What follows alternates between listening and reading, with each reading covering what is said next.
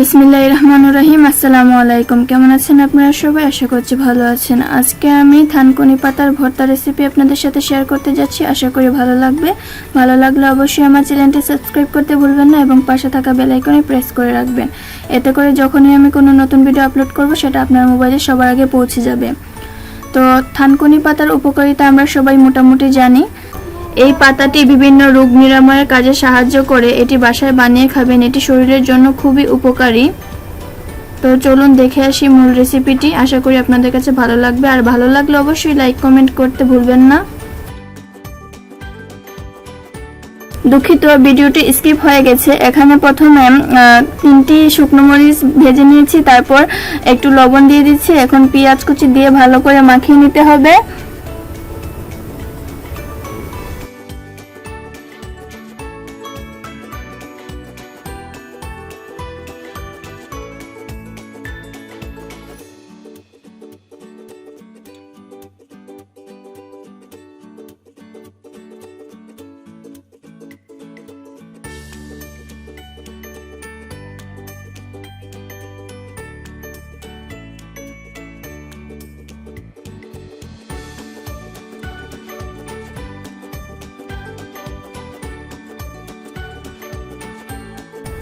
ভালো করে মাখানো শেষ। এখন সামান্য পরিমাণ সরিষার তেল দিয়ে আবারও ভালো করে মাখিয়ে নিতে হবে।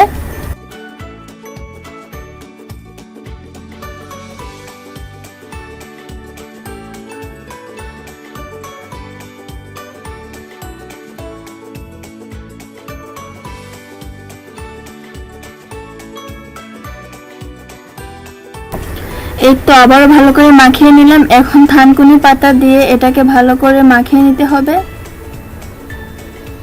যাতে থানকুনি পাতাটা নরম হয়ে যায়। ভালো করে মাখাতে হবে, তারপরেই তৈরি হয়ে যাবে আমাদের মজাদার থানকুনি পাতার ভর্তা। আশা করি আজকের রেসিপিটি আপনাদের কাছে ভালো লেগেছে। তো আজ এই পর্যন্তই। সবাই ভালো থাকবেন, সুস্থ থাকবেন। আল্লাহ হাফেজ।